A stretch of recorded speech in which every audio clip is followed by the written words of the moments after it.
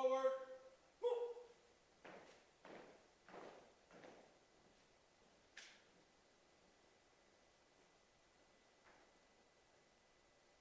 Colors. Move.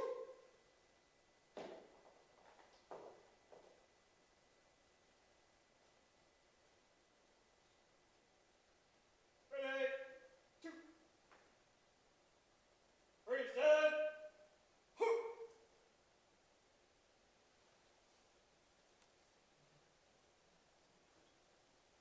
Order. Move. Ready. Forward. Move.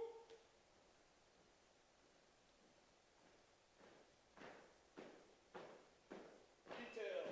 Move. Ready. Forward. Move.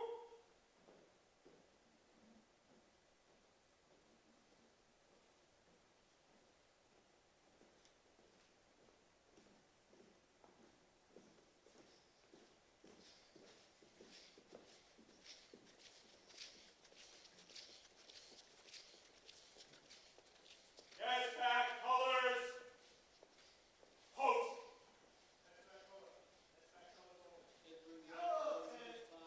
Post. SPAC colors. These troopers represent the New England State Police agencies at law enforcement funerals and other sanctioned events. This specialized unit serves at the discretion of the host state's respective colonel.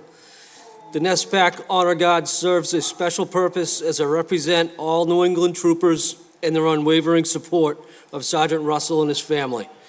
NESPAC projects the positive image and spirit of cooperation amongst the state police agencies of New England.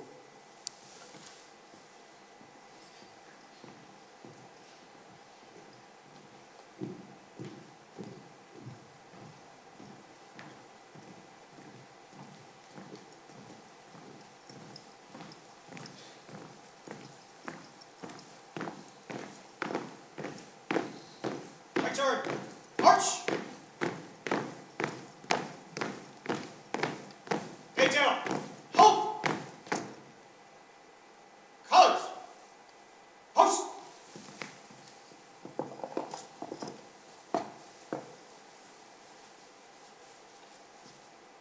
Ready. 2. Arc. Time. March. My turn. March. Forward. March.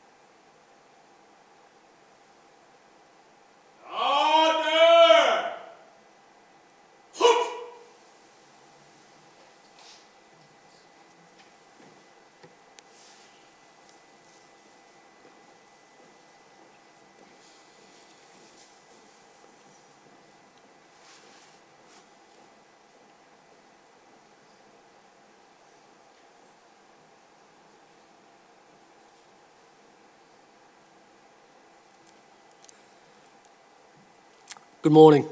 I'm Lieutenant Kevin Burton. On behalf of Colonel William Ross and the members of the Maine State Police, I thank you for joining us today here at the Point Community Center. This morning we pay tribute to K9 Preacher, a brave and faithful member of the Maine State Police. We offer our gratitude to Chaplain Kevin Brooks, who will now provide our invocation.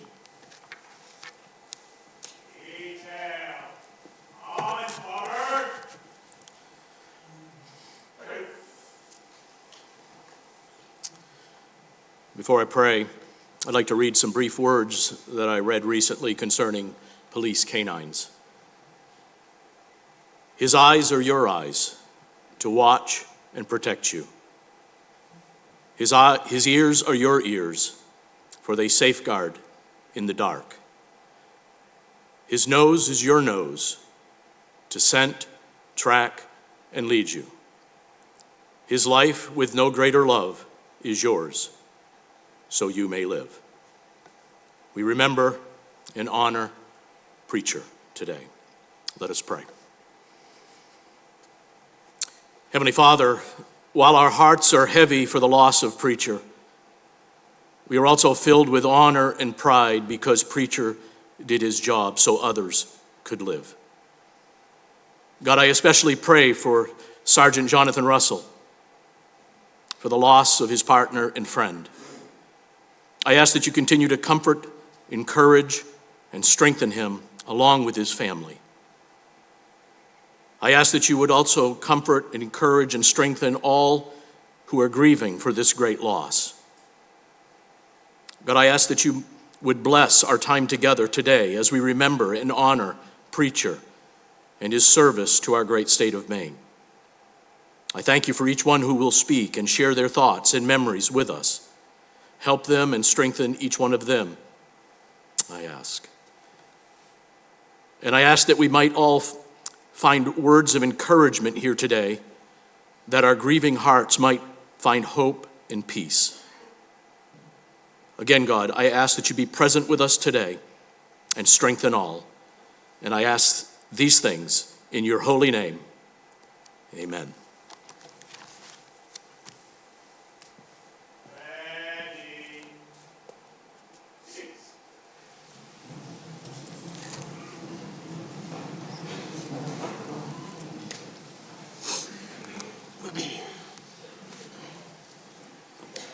Thank you, Chaplain Brooks. It is now my honor to read this written tribute, a letter from Governor Janet Mills, who is unable to be here, but offers these words of support. To members of Maine's law enforcement community, New England K9 officers, and all who gather here today, today we say our final goodbye to a beloved member of the law enforcement family, Maine State Police K9 Preacher. On February 3rd, Preacher, along with his partner, Sergeant John Russell, were in active pursuit of a fleeing suspect when Preacher was shot in the abdomen by the suspect. Preacher was rushed to an emergency veterinary clinic alongside Sergeant Russell and tactical team members, where he was stabilized but eventually succumbed to his injuries. He was surrounded by those who had worked closest with him and loved him through his final moments. Police canines know service, work, and loyalty. They fearlessly run towards danger in place of their team without hesitation. On Preacher's final day, he did exactly that, just like he had done countless times before. He will forever be remembered as a hero. Canines are not only partners and fellow law enforcement members, they're also family. The bond that is built between a canine handler and their canine over years of working together cannot be put into words. This is a heartbreaking loss, but we will all be proud and forever grateful for Preacher's service and his ultimate sacrifice. Thank you again for being here to honor Preacher. I extend my sincerest condolences to Sergeant John Russell on the loss of his partner and to the entire Maine law enforcement community. Sincerely, Governor Mills. We'll now hear from Colonel William Ross, who will join me on stage.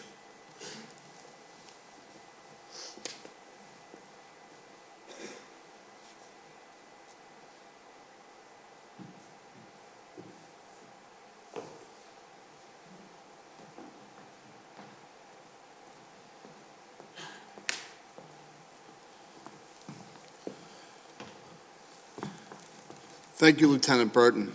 My condolences to Sergeant Russell and his family for the loss of a preacher. He was killed in the line of duty. When I first heard that, I was pretty pissed off that someone would take the life of one of our canines. And I want to talk to everyone today about protecting and serving. I want to thank all of you for coming here today to not only honor Preacher, but to be with Sergeant Russell and his family, to be here for the Maine State Police. I'm honored to have you, and I think it's important that we have this type of memorial for a canine that was killed in the line of duty. Let's talk about for a moment what it means to protect and serve.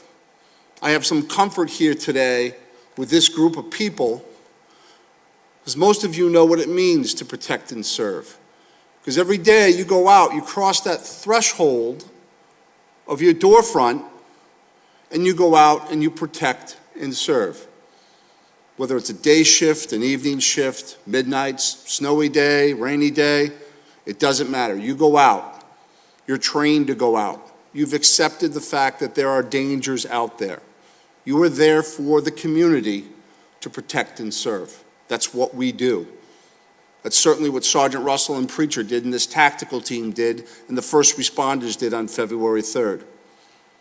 But we don't have to look too far. Just a couple of days ago, a couple of parking lots down here at the Main Mall, there was a shooting. Law enforcement goes in. They put themselves in harm's way, put others before them to protect and serve. Now, when we cross that threshold out of our home, when we go out, we don't know if it's going to be a good day, a bad day, an exciting day, or the unthinkable. But we know we're prepared to handle it. We're prepared to handle it because of our training, because of those of us around us, because of teams. There are people that are out there that don't understand what we do, and that's okay. There are people out there that criticize what we do, and that's okay too. But what I'm asking is for those people to listen to why we're here today, why we're here to talk about Sergeant Russell and Preacher. What did they do to protect and serve? Because it's important to know why we are all here, why we are doing this. We're doing it for the community. On February 3rd, first responders, Aroostook SO, troopers, go to a residence in Portage, Aroostook County. It's a domestic violence call. They're there working it, trying to get the suspect into custody, when the unthinkable happens. That bad day comes. Aroostook County deputy is shot. Bullets start going through cruiser windows.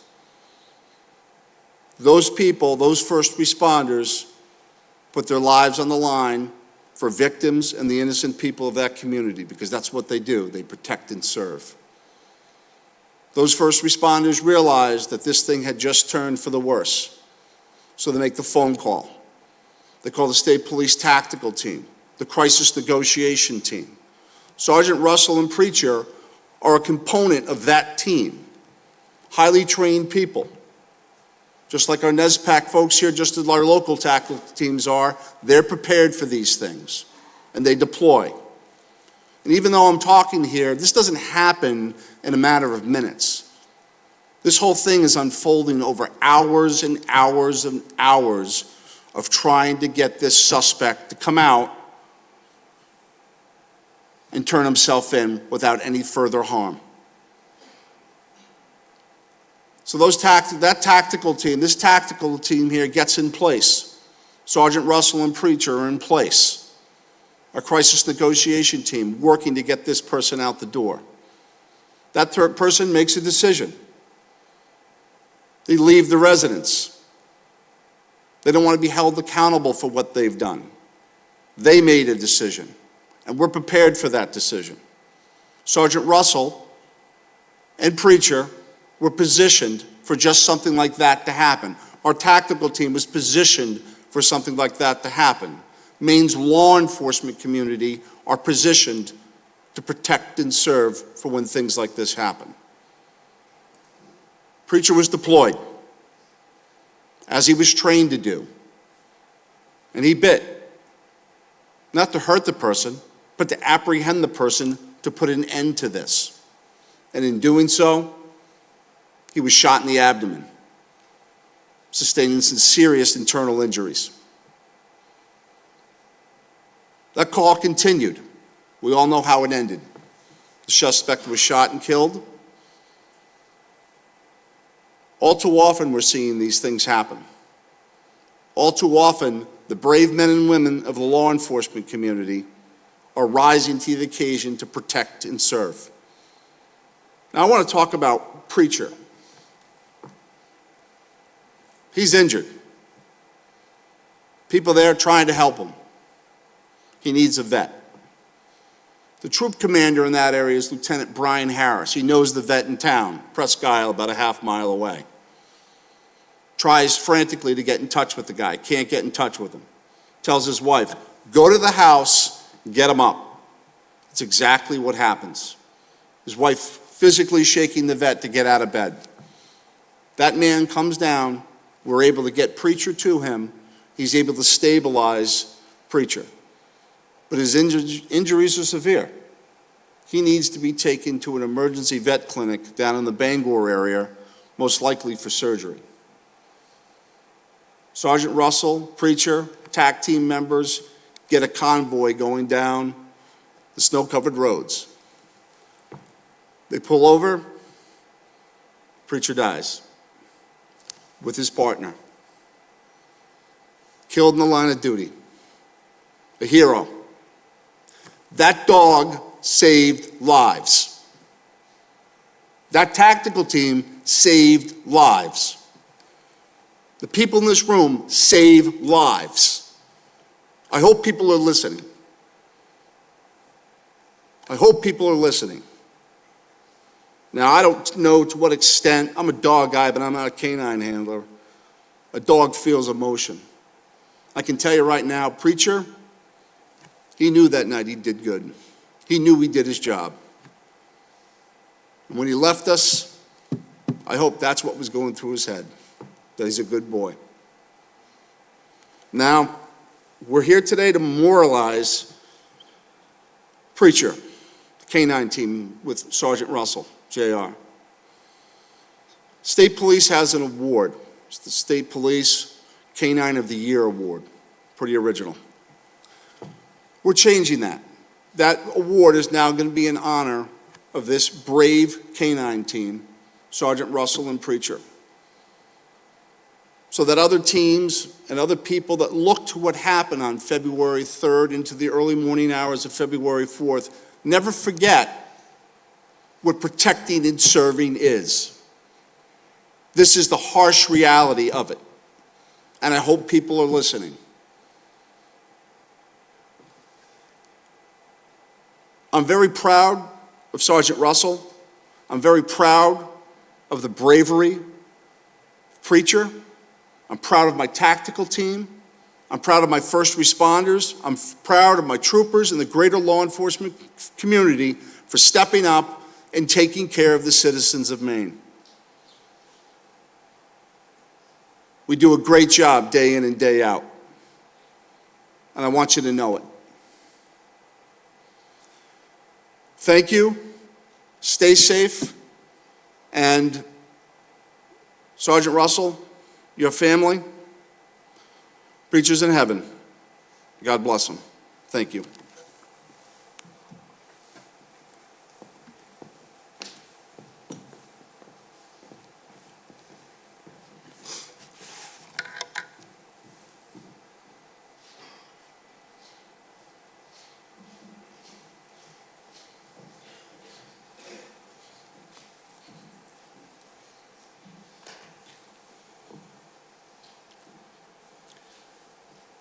Thank you, Colonel. Next to share their remarks and join me on stage is Sergeant G.J. Nagel.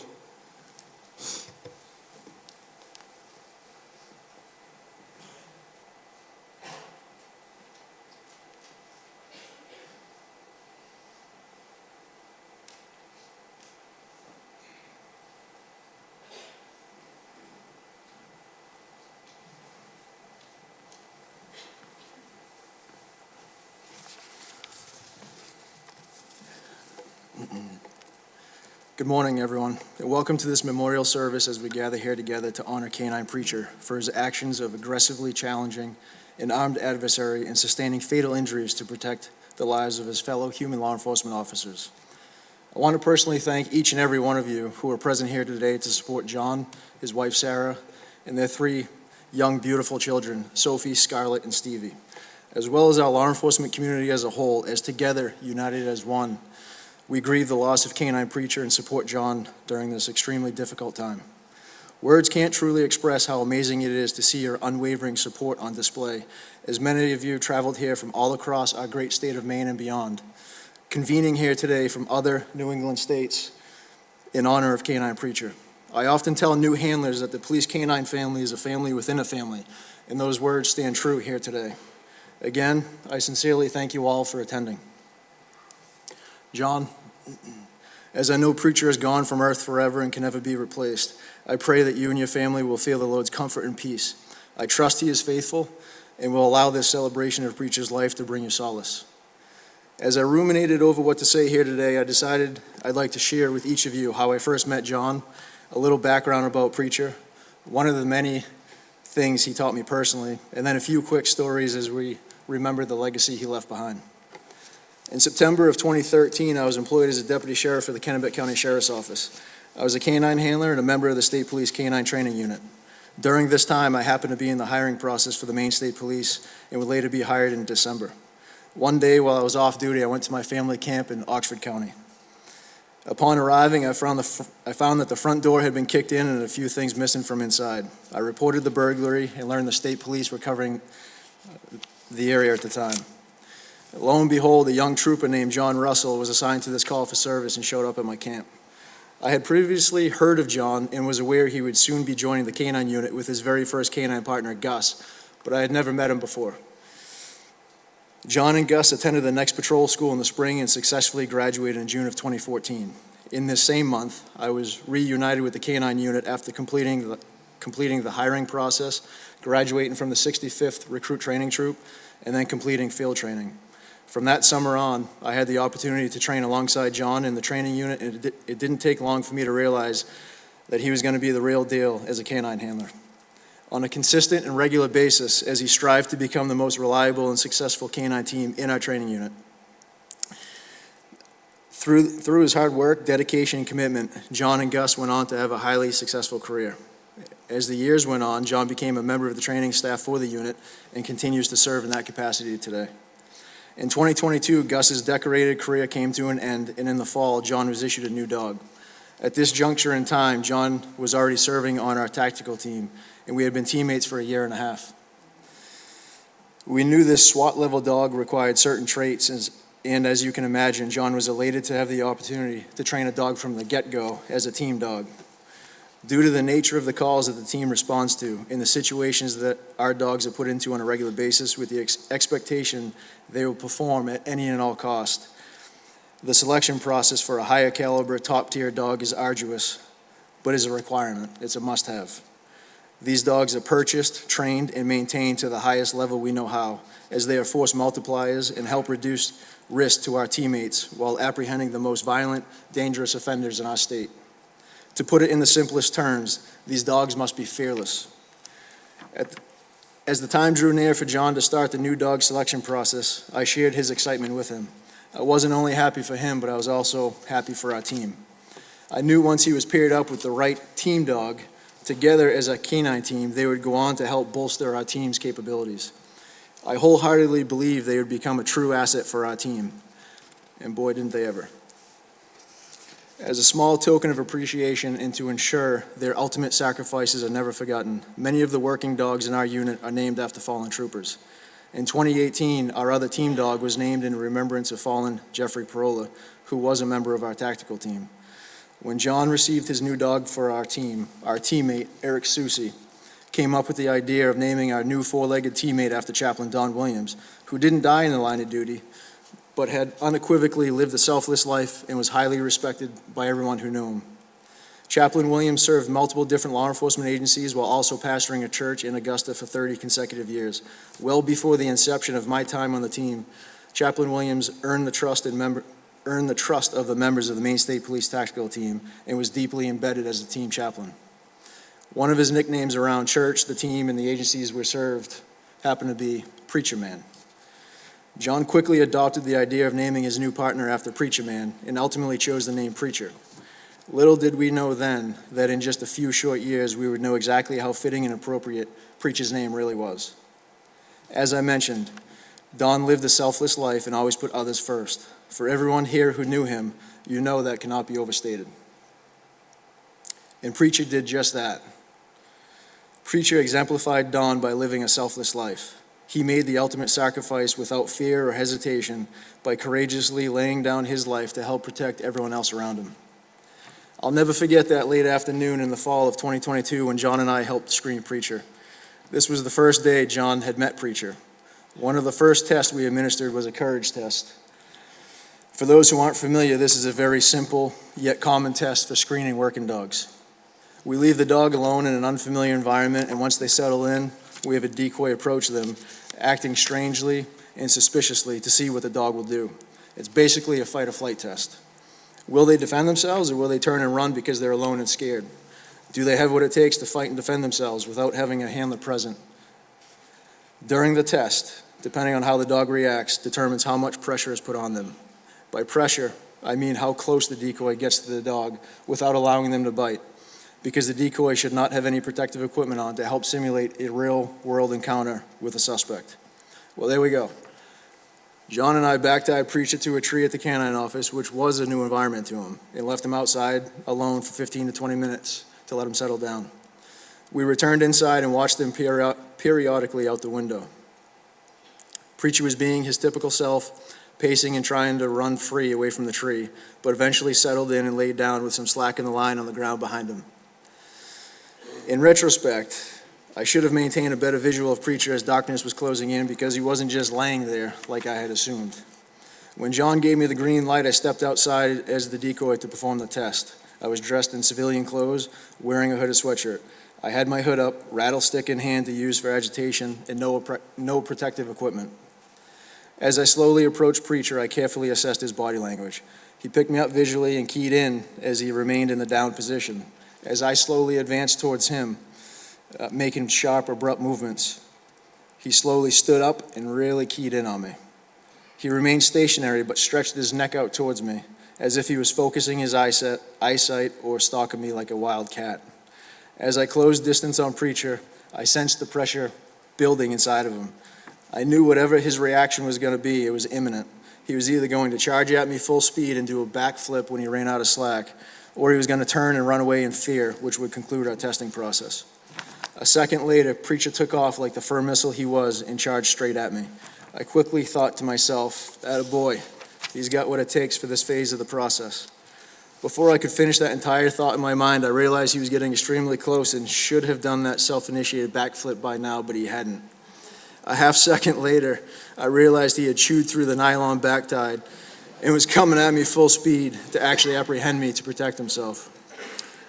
As he launched at me full speed, I was able to use the rattlestick I was using for agitation as a tug and caught him on that instead of my arm. I quickly grabbed a hold of him by the collar and held him in the air away from my body as he continued to try and bite me. John and Sergeant Dalton immediately came running out of the office to get him. Although they may have been laughing at the circumstances, I wasn't, because at the time I didn't find it comical at all. But I managed to share a smile with him because I was happy with Preacher's performance. I knew he had just passed the test. That was one of the many important lessons Preacher taught me personally. Don't use a nylon back tie for the courage test in the future.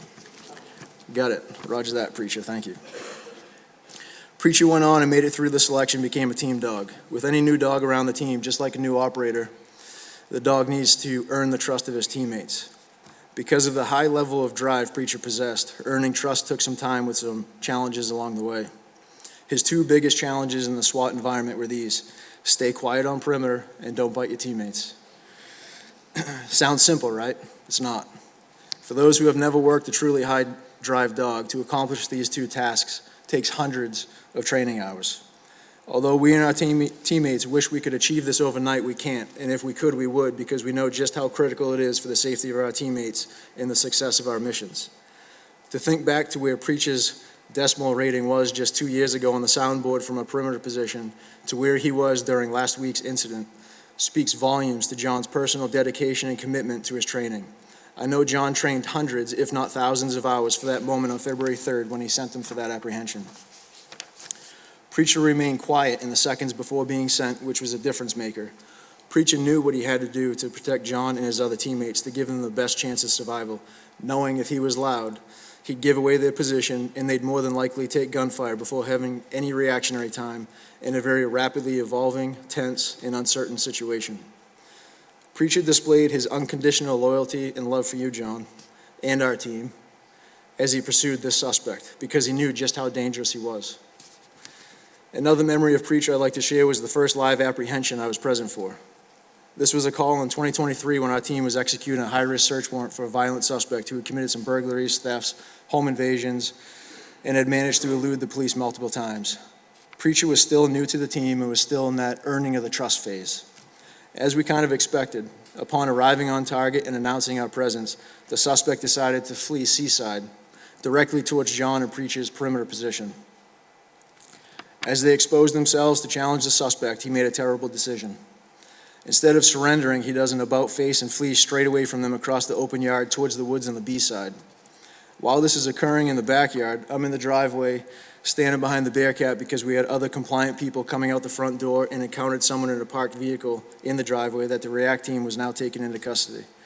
I heard over comms that the suspect was fleeing Seaside and that Preacher was being sent off lead towards B for an apprehension. We all paused as we knew that the suspect Preacher was pursuing was our primary target. As we made a hasty assessment and considered shifting resources to help contain him, I remember thinking to myself, shouldn't we be hearing some vocalization by now from the suspect? Preacher ought to be on him by now. Maybe we should just get back in the truck and button up and drive up the road in case he pops out of the woods because having Preacher loose, running around, was throwing off my own OODA loop. In that moment, Preacher was a real concern of mine. We hadn't quite yet conquered a strong foundation of operator neutrality up to this point in his training, and as John would often call him, he was still considered an equal opportunity dog. Had he rounded that corner from the backyard and in the front yard and saw us, we'd become his target instead of the suspect. I knew we'd now have two problems on our hands, the suspect trying to break perimeter and Preacher man on one of us. Thankfully, what felt like 3 minutes was probably 15 to 20 seconds, and then we heard it coming from the woods. We knew Preacher had made contact, but still there was no radio traffic for a few seconds. I remember thinking, oh no, I hope that's not one of our teammates in the woods on the B-side. Seconds later, we received radio confirmation that the suspect was in fact in custody, thanks to Preacher. Preacher was a very strong dog, both mentally and physically. When it came to his physical abilities, he performed like a professional athlete. One day in training, we were doing bite work, working on environmentals in tight spaces. We were in an old building with a large radiator on the wall. The water pipe was exposed and there was a bleeder valve on the very end of the radiator. I set up some obstacles and created a tight, dark space up against the wall to work Preacher into. Honestly, the obstacles were in place by design to help him slow down, so he wouldn't hit me at full speed like he always did. Preacher had no rev limiter. He always idled on the red line during bite work. Preacher entered the room and hit me like a ton of bricks in the darkness. He hit me so hard and knocked me back into the wall. I inadvertently hit the bleeder valve and broke it off the water pipe, causing that old, musty-smelling, stagnant water to spray everywhere. I'll never forget the look on John's face when he came in and witnessed Preacher and I doing the slip and slide with Preacher biting my arm. We were both soaking wet, and John being John looked at me and said, well, there, we were training environmentals, and I guess old Preach got some unintentional real-life exposures. A friend recently shared some K9 line of duty death stats with me from the Officer Down Memorial page. In 2024, there were 20 police K9 line of duty deaths across the country. So far in 2025, there have been 3, including Preachers. As police K9 handlers, we know that these tragedies are a real possibility in our line of work. But when it becomes a reality, I can only imagine there are no words that can make the pain go away. John, I've never experienced losing a K9 partner in the line of duty, but I know it's a nightmare for you. I pray you'll never go through this again, and that each handler here who hasn't experienced it never will. As we pay our respects and say goodbye to John's beloved 3-year-old partner, Preacher, let us be reminded of his unwavering loyalty to John and his fellow human officers and the citizens we serve. Preacher was more than a trusted partner and faithful friend. He was a member of the Russell family. John will have other canine partners in the future, but never another one like Preacher, as he was so special in his own way. On February 4th, when Preacher was taken from us, I started having flashbacks of snapshots throughout his career.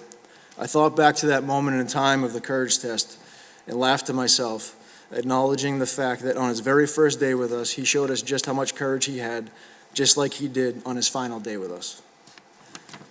Although his life was short and he was taken much too soon, Preacher was a great example to all of us, as he showed us it's not in the years in your life that count, it's the life in your years.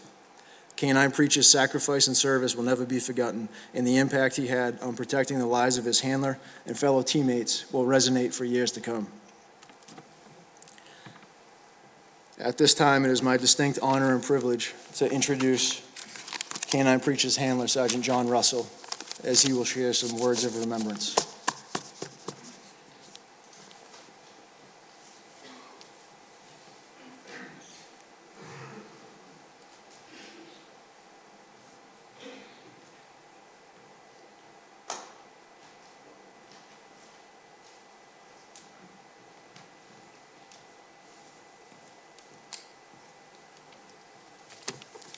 All right.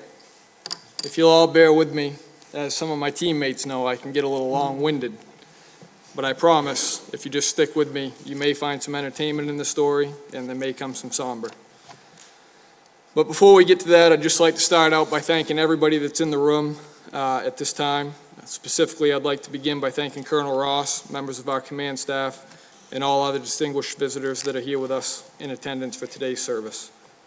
I'd also like to give special thanks to the members of Ashland Ambulance Service who expeditiously transported Preacher and I from the scene in Portage Lake to the Presque Isle Animal Hospital, as well as the officers from Presque Isle PD that cleared the way ahead of us during that transport. There wasn't a lot to shut down in Aroostook County that night, but if they had, they were on it, and I appreciate it.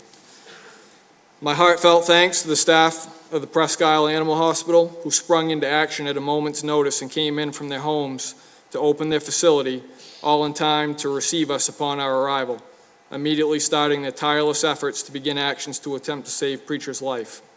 I will never forget how hard and diligently you worked to save my partner. Thank you to my teammates that assisted me and Preacher in every way possible after his injuries, and especially team medic Pat Hall, for the high level of care, compassion, and effort you provided to Preacher as we worked to move him from Presque Isle to Brewer, as well as everything you've all done for me and my family in the days following his unfortunate passing. You have been nothing short of an extension of my family, and I will never forget the feeling of brotherhood you have given me and my family during this time. Thank you to the staff at Eastern Maine Emergency Veterinary Clinic in Brewer, who even after Preacher's passing, welcomed him into your facility compassionately with open arms, providing a place for him to rest while further arrangements could be made. Thanks to the staff at Final Gift Pet Memorial Center in Turner for handling my partner with the utmost compassion and dignity. Your professionalism really shined through in an extremely dark time. Last but certainly not least, I would like to thank all of my brothers and sisters in blue, as well as the citizens across the state, throughout New England, and even across the country that have taken time to reach out to me, my family, my team, and our agency as a whole, offering your thoughts, your condolences, kind gestures, and general concern for us during this difficult time. Now, if you'll bear with me, I just want to kind of give you guys a story of Preacher's entire life, and we'll get to the night at hand, but I want you to understand what he was through and through. The story of Preacher and I's time together, our paths crossed while we were both at a bit of a crossroads. It was the middle of July in 2022. I had recently finished a patrol school with my second patrol dog, Gordy. However, Gordy was presenting significant workability issues as a team dog, largely centered around a lack of aggression, and the frustration had finally come to a head, resulting in the decision for him to be retired immediately.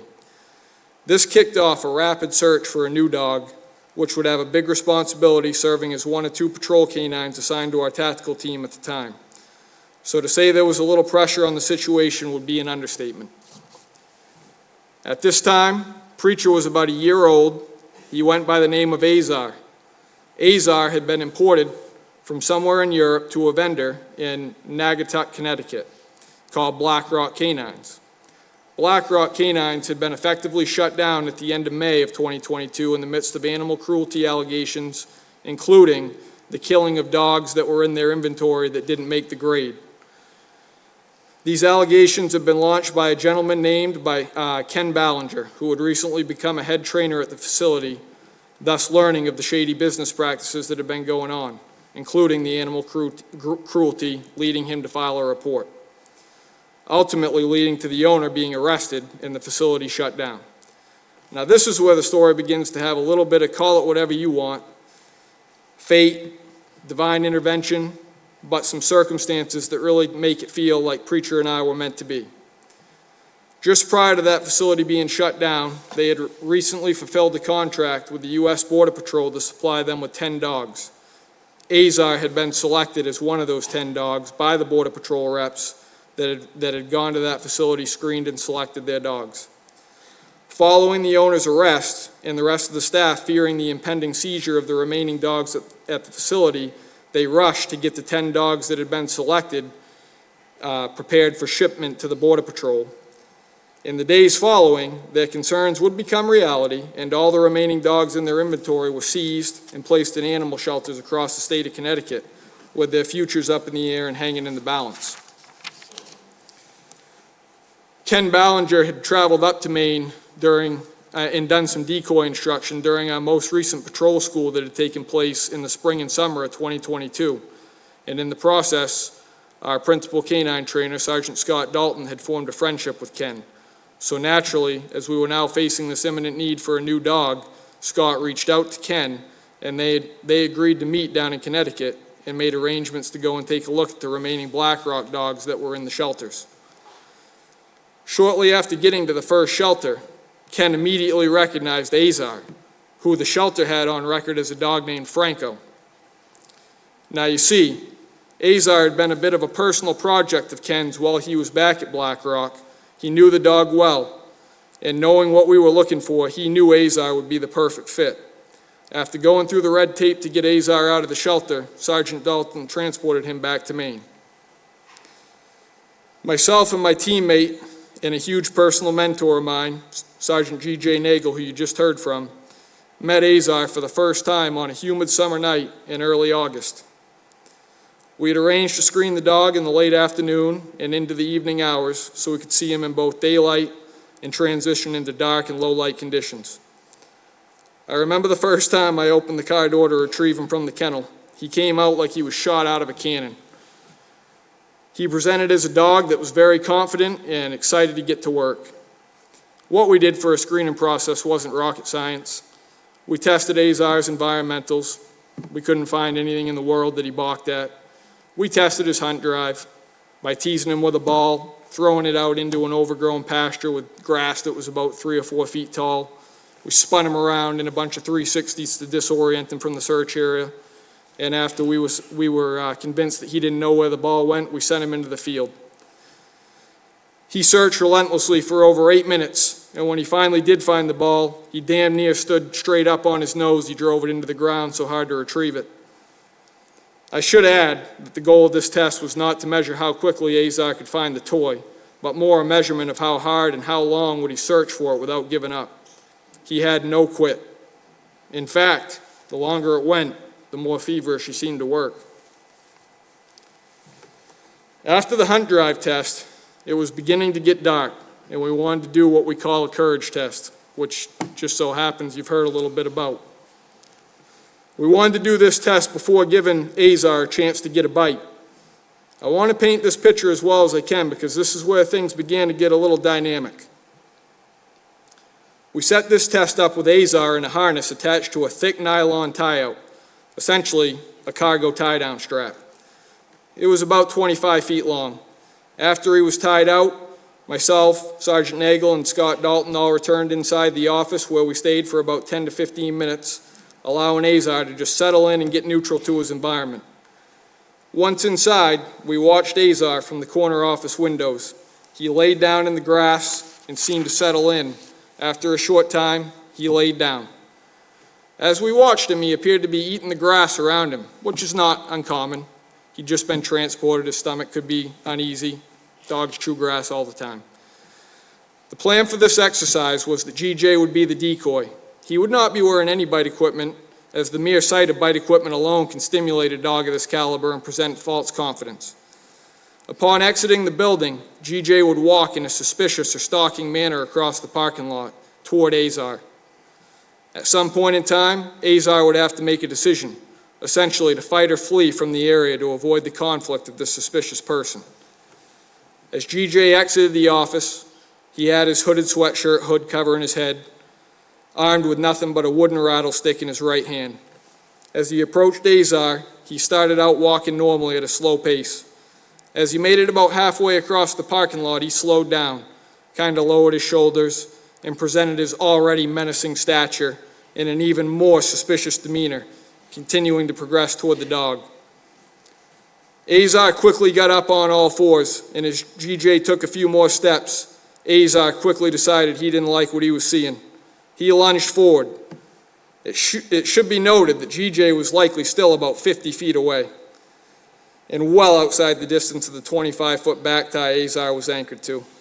Azar was exhibiting the exact meet force with force response we had hoped to see, well before any real provocation. I liked what I was seeing, and GJ's safety never even entered my mind. I mean, at the end of the day, we just had a really angry dog closing ground at the speed of sound on a decoy with no equipment, but he was anchored to a back tie, right? Well, as it turns out, Azar hadn't been lying down eating grass while becoming neutral to his environment. He had gone to work with his razor-sharp teeth on the nylon back tie. By the time GJ approached him, there was either just a little of the nylon line left attached or none at all. Azar got to the point where the line should have been restricting him, and the reality sank in. There was no more line. Azar was in a dead sprint toward GJ, and it was clear nothing was stopping him at this point. Well, luckily for his own welfare, GJ is a bit of a magician when it comes to working dogs. He was able to feed that frail bamboo rattlestick in between him and Azar, successfully feeding it just about as deep into Azar's clacking jaws as he could get it, fending him off just long enough for me and Scotty to rush out of the office and wrangle Azar before any bloodshed occurred. I was relieved GJ hadn't been hurt, but I'd be lying to you if I wasn't laughing hysterically on the inside. Needless to say, courage, check. Oh, and a bit of resourcefulness as well. Lastly, we moved to the intentional bite stuff. I won't bore you with a long story on that, but we were all impressed. Azar was deployed for several bites on a full bite suit. He demonstrated a great grip right out of the gate, deep on the bite to the point it was miraculous he could still manage to take in oxygen with his mouth as full of material as it was, and GJ reported that the bite pressure was more than sufficient. We mixed in a few distractions throughout, including the deployment of a flashbang grenade, simulated gunfire. None of this seemed to deter young Azar. If anything, it just made him more angry. Throughout that afternoon and evening, I had primarily been the one to handle Azar. When you screen or test dogs, you're also training dogs, and you begin to develop a connection with them. Maybe it was due to the fact he had spent the last several months cooped up in an animal shelter, but that night it became clear that he was seeking companionship just as much, if not more, than I was. He struck me as a dog that was confident. He was young but exuded enormous potential. He was extremely tenacious and he was full of heart. Ultimately, Azar became my partner that night. After selecting Azar to be my partner, I decided to change his name. Over the years, it has been customary within our K9 unit to name our dogs after fallen troopers. Knowing that he would be one of the 2 K9s specifically assigned to our tactical team, I wanted to give him a name that had a special meaning, not only to our agency, but even more so to the brotherhood of our team. Don Williams had served as a chaplain for the state police, the Kennebec County Sheriff's Office, and the Augusta Police Department for many, many years before passing away in 2019. During his tenure, Don had become extremely beloved by members of our team. Whenever the tactical team would respond to a call, oftentimes Don would respond along with them and hang out at the command post for the duration of the call, praying for them both as a team and with members individually before or after a call if they so desired. In the later years of Don's tenure, it became more difficult for him to physically respond to all the calls across the state, but his dedication to his craft never wavered, and his calmness and spiritual comfort was immeasurable for team members of his era. You didn't have to venture very far to have a conversation with a TAC team member that served during Don's tenure to understand what Don had meant to them. In tribute to Don, and in order to keep his legacy alive, as well as a shade of the comfort he provided to the team, I decided to rename Azar Preacher in honor of Don. At the beginning of September of 2022, just shortly after he was selected, Preacher and I began an accelerated patrol school. The school would span 8 weeks in length compared to the normal 14-week program. We had a group of dedicated trainers, and there were only 2 teams in the class, myself and Preacher, and Sergeant J.P. Lacoste and his K9 Mosca. This could be a daunting task to get a patrol K9 fully prepared for certification in the span of time, but Preacher was up for it. Compared to the dog I had previously had that didn't work out, I would often joke that I'd been upgraded from a Ford Fiesta to a Ferrari. Preacher was not the type of dog that needed any building up. He was tenacious, about as smart as any dog I ever have seen, either as a trainer or personally handled. He was the type of dog that connected the dots extremely fast. In fact, it's no joke when I say I was just fortunate to have the privilege to hold the dumb end of the leash and watch him do his work. I think as a patrol dog handler, we all want a dog that can do everything well. But secretly, we all know we want a dog that excels at aggression work and officer protection. Preacher did not disappoint. He was not huge in physical size, weighing in between 65 and 70 pounds, depending on how much beef jerky I'd share with him on any given week. But when he worked, he left everything out on the line, using every ounce of his body to impactfully strike decoys. He was a straight line attacker, and decoys didn't just need to worry about his bite, they needed to be prepared to catch him in full launch mode. You hear about basketball players posterizing opponents by driving the lane and ferociously dunking over a helpless defender. Well, in the canine world, I would say the equivalent would be when a 65-pound fur missile strikes a decoy, taking them clean off their feet. Preacher certainly posterized a fair amount of unassuming decoys. It is not at all an exaggeration to stand here and tell you, watching Preacher do his thing often left me in awe. Now, I'm sure you're starting to get the impression that everything just went perfectly with Preacher and I, and we never had any challenges. Well, not quite. Preacher was very stubborn, and Preacher wanted what Preacher wanted when Preacher wanted it. This did present some challenges for us early on while teaching him to out. One afternoon in particular, while working on his release, Preacher was engaged with a large tug. I'd commanded Preacher to out, which he had about zero intention of doing.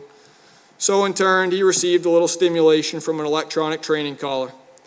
Back to my earlier statement about Preacher being pretty smart. Well, it didn't take him long to figure out that electronic stim essentially came from me. Preacher spit that tug and immediately turned around 180 degrees and latched onto the back of my calf, where he remained for about the next 3 seconds. When he was satisfied that he had sent me a message, he let go, stood up right in front of me with a puffed up chest, looked me square in the eyes, and if he could have talked, I know he would have said something like, "What are you going to do now?" I received his message. We simply adapted our training approach. We'd give Preacher a bite. As soon as he'd release, we'd give him another bite, over and over and over again. In his mind, releasing just became a path to getting another bite. It would be a bit of a misrepresentation to say our problems were solved with the shake of a magic wand, but we made progress pretty quickly from there. It is often said that good training sometimes comes at the price of a little pain and discomfort, but at the end of the day, I knew what I had in Preacher, and I was happy to have the problems on the over-the-top end of the spectrum rather than the other way around. One other big challenge we had was when Preacher wanted to start something, he wanted to start immediately. If you held him back, he could get a bit loud. If you've ever seen a Formula One car or a top fuel dragster sitting at the starting line, revving at about 10,000 RPMs, just waiting for the lights on the tree to go from red to yellow to green to time that perfect launch. Well, that was Preacher. Except Preacher could keep himself bottled up for just about long enough to make it to the lights turning yellow, and then he'd often lose his mind. In that moment, he was ready to go, and I became the thing obstructing him from whatever it was he desired. Preacher wasn't real subtle about how he chose to deal with this, and he would often take a shot at the title.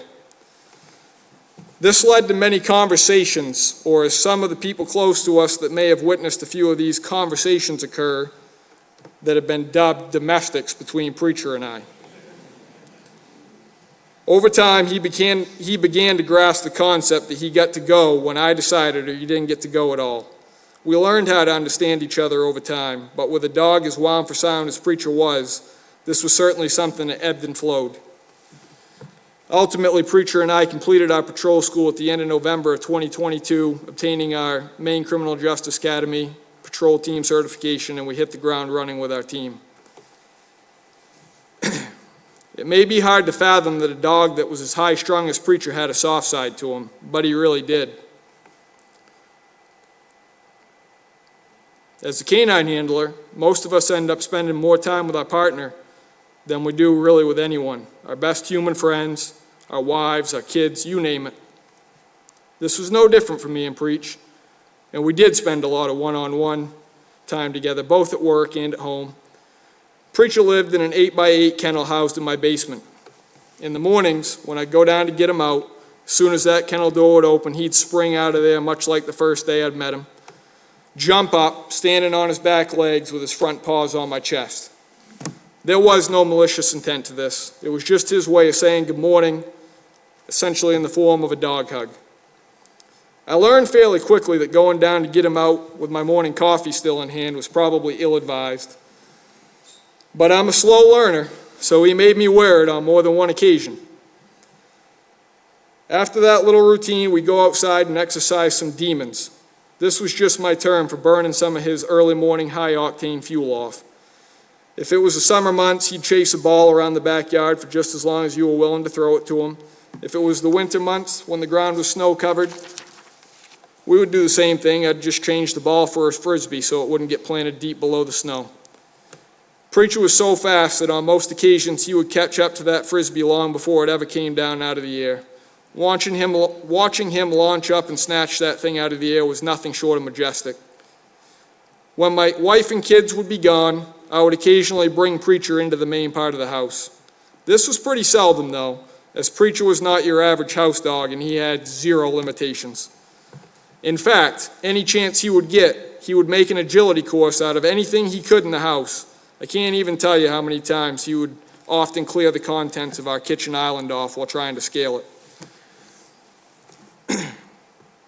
Upon Preacher's patrol certification in November 2022, we immediately started deploying to nearly every activation our tactical team responded to from that point on.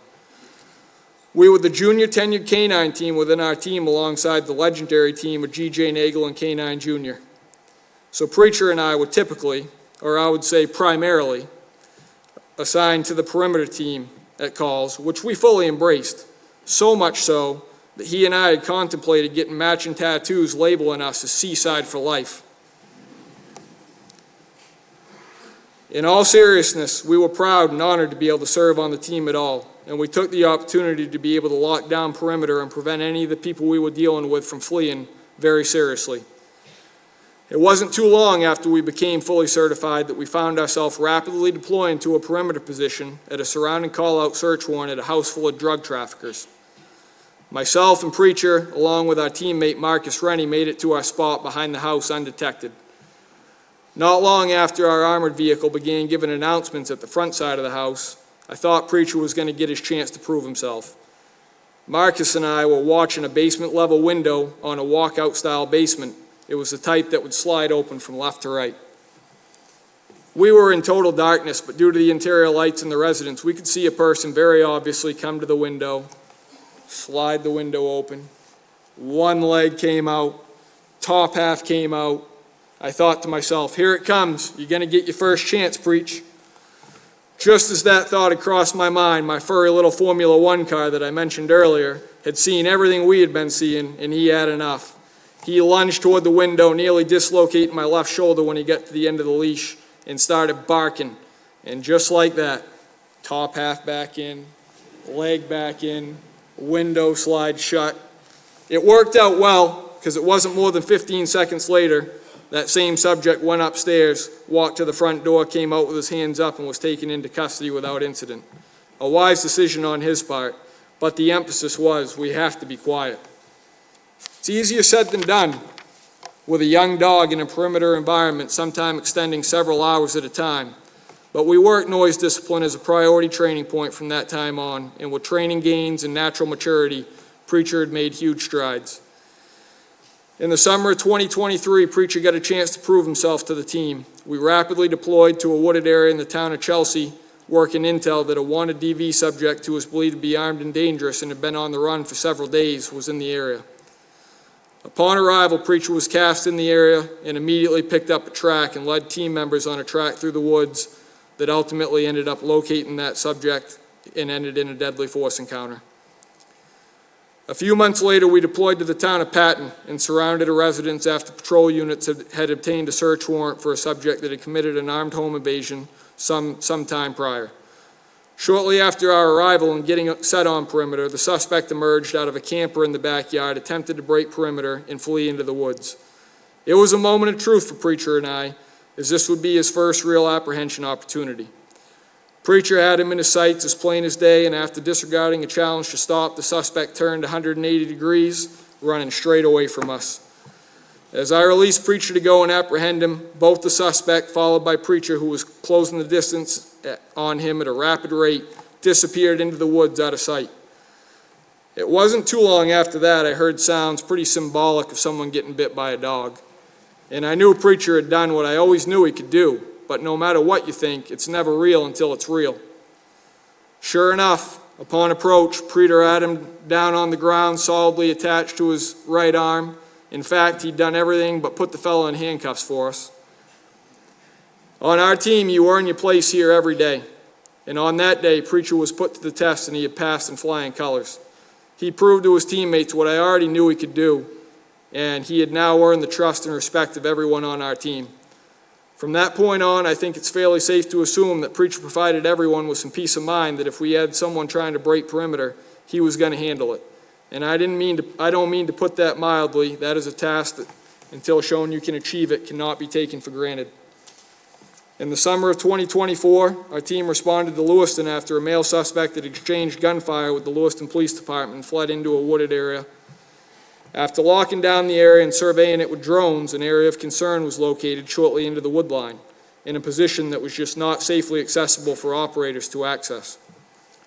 Preacher deployed ahead of the team, locating the subject and engaging in a bite and hold on his upper leg, which later led to a rumor that our team was now deploying with dragons. Truth is, Preacher just happened to engage the suspect's upper leg area where an iPhone had been in his pants pocket. When Preacher engaged him, the phone ended up between the suspect's leg and Preacher's jaws. The phone got crushed, causing the lithium battery to explode and catch on fire. Ultimately, the suspect was found to have taken his own life with a self-inflicted gunshot wound, but Preacher made the team's approach a lot safer, both in feeling and reality. As an operator or a contributor of any type on a SWAT team, you always want to have confidence in whatever it is you bring to the fight. If you're a sniper and you're worried your sight got knocked around and lost at zero, you'd immediately go to the range and re-zero it. If you had a non-lethal munition cartridge of any type that expired, or you were concerned that it got exposed to some element that would question its effectiveness moving forward, you would replace it. No questions asked. If you're a K9 handler on a SWAT team, you train the hell out of your dog to be as ready as you can be for anything you can do to help your team and to keep your team members as safe as possible in everything you do or may have to do. And with Preacher, I never had any doubt in my mind at any time that he was ready and prepared to take action. And that provided huge peace of mind for me and huge comfort for our teammates. Preacher had earned their rating of reliability. As everyone knows by now, on the afternoon of February 3rd, our team responded to Portage Lake. a small town in Aroostook County, after patrol-level resources had responded for a domestic incident where a male suspect had assaulted his wife. She was able to evacuate and flee from the residence, but she was not able to take their newborn baby with her. Patrol resources from the State Police and the Aroostook County Sheriff's Office had responded to investigate that incident.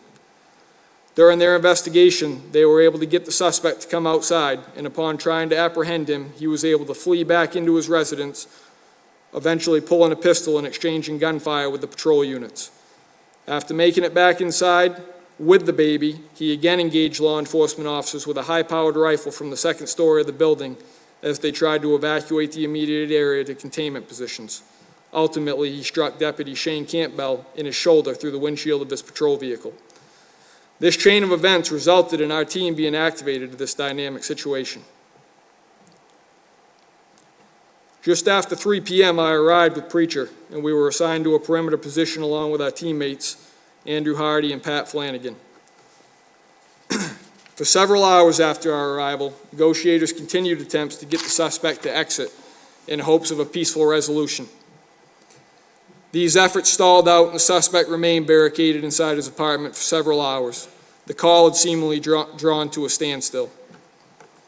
Shortly after 7:30 p.m., the suspect attempted to flee his residence in a vehicle that had been parked inside a garage on the ground level underneath his apartment. One of our armored vehicles was able to disable the vehicle shortly after its attempt to flee, and I shifted with Preacher from my perimeter position to try and get into a spot to intercept the suspect should he decide to flee on foot from the vehicle. Shortly after shifting, the suspect exited his vehicle and began fleeing on foot in the direction of the command post in the Portage Lake Village. The whereabouts of the baby were unknown at this time. Our position was all that remained between he and numerous subjects in the village and at the command post. Preacher was locked on as he was seeing all of this unfold just as clearly as I was. I then made a decision that will haunt me for the rest of my life. In Lieutenant Colonel Dave Grossman's book, On Combat, The Psychology and Physiology of Deadly Conflict in War and Peace, he quoted Athenian general Thucydides as follows: "The bravest are surely those who have the clearest vision of what is before them, glory and danger alike, and yet notwithstanding go out to meet it." As the suspect fled, I could see that he had nothing in his hands and he was running for all he was worth. I leaned down to Preacher and I lightly said to him his two favorite words: "Get him." Preacher, who was ready to go long before I had given him the green light, quickly sprung into action, bearing down with all of his might and tenacity toward the suspect. As he neared the suspect, my and any handler's worst nightmare became reality as the suspect reached into his waistband, producing a pistol. Preacher never hesitated and lunged toward the suspect's left arm. Preacher engaged him in his left arm, and the subject subsequently fired 2 shots at Preacher. Preacher clearly had been struck as he let out a yelp, causing him to disengage from the bite, but his efforts knocked the suspect off balance, and when he regained his balance, he began to orient the pistol at Preacher's teammates on perimeter, who engaged the suspect, neutralizing the threat.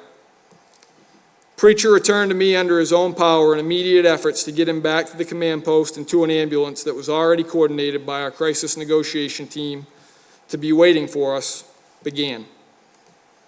Upon our arrival at the command post, the Ashland ambulance crew met us, and we immediately began an expeditious response to the Presque Isle Animal Hospital, which was approximately 35 miles from the scene. Once inside the ambulance, myself and EMT Tara Patterson did a thorough sweep of Preacher and were able to locate an apparent gunshot wound which had entered just in front of his right side hip, apparently exiting the back of his upper left leg. Preacher remained conscious and alert for the entire transport, which was no easy task as the rig operator, Alan Auclair, battled severe weather and road conditions. Dogs are unbelievable interpreters of nonverbal communication, and during this trip, while myself and EMT Patterson conducted a sweep for any of the wounds manipulating Preacher's entire body, it was as if he completely understood that she was only there to help him, and he was completely content with her presence. During that ride, I was a mess. I continuously talked to Preacher as if he could understand everything I was telling him. I just continuously told him how proud of him I was and thanked him for everything he had done.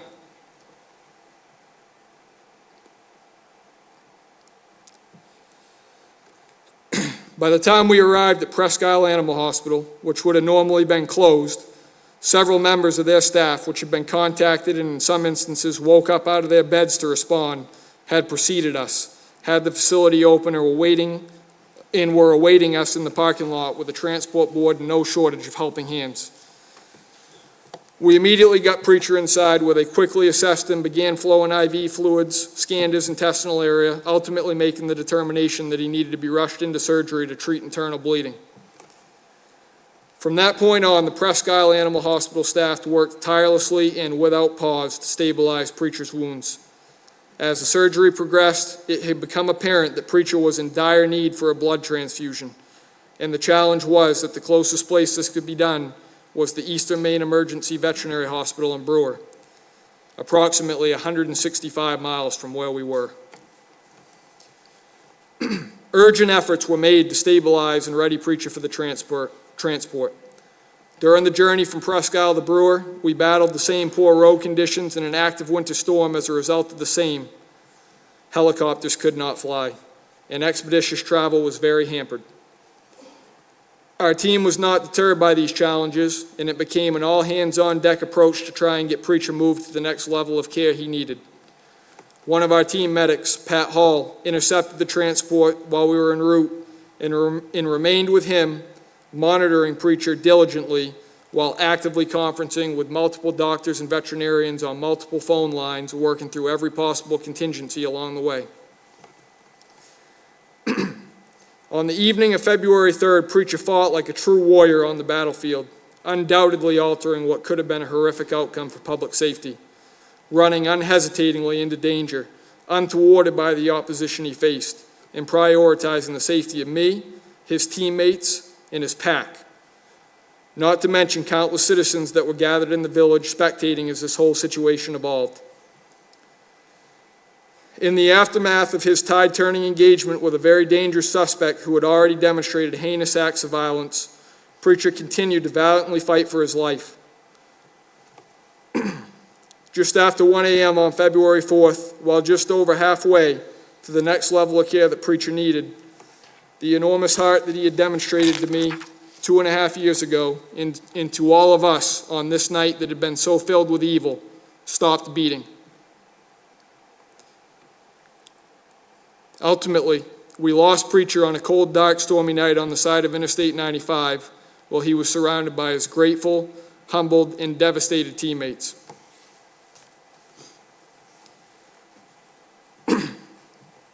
Preacher, I want you to know that from the first hot August night I met you, I knew you were special.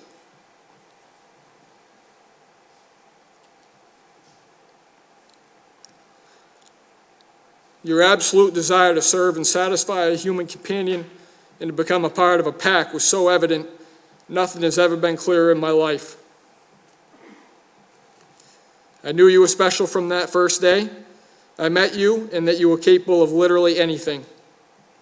The courage you displayed to me in a testing environment on the first night I set eyes on you gave me constant reassurance and complete confidence that you would be my protector until you had drawn your last breath.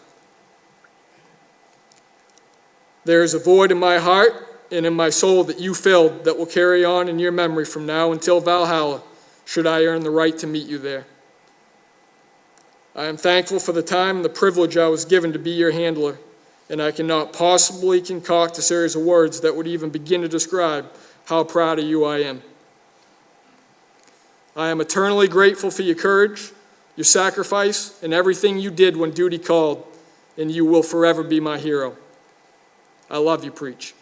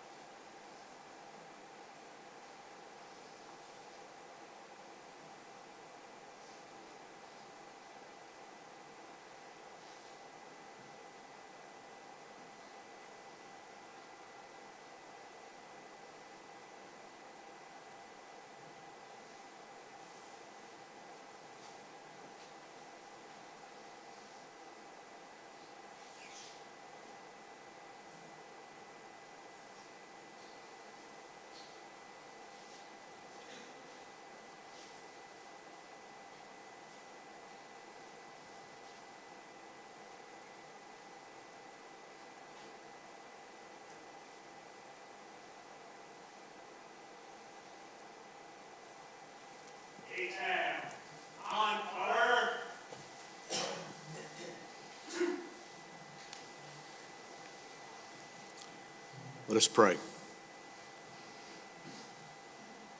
Almighty God, giver of life and creator of every living creature, we thank you that you are the source of joy and peace in times of pain and sorrow, and the source of hope even in times of loss. We are grateful to you for the life of Preacher and his service to JR, to the Maine State Police, and to our state of Maine. God, we thank you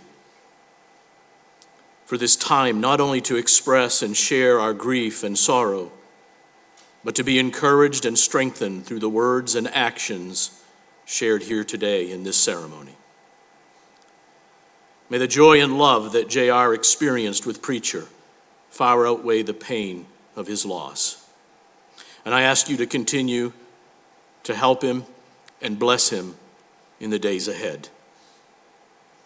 And God, as we leave here today, may we go forward with the determination to fulfill the mission to protect and serve. God, I ask for your continued blessing of protection on all law enforcement. And I ask for the safe travel as we go our several ways. And it is in your holy name that I pray. Amen.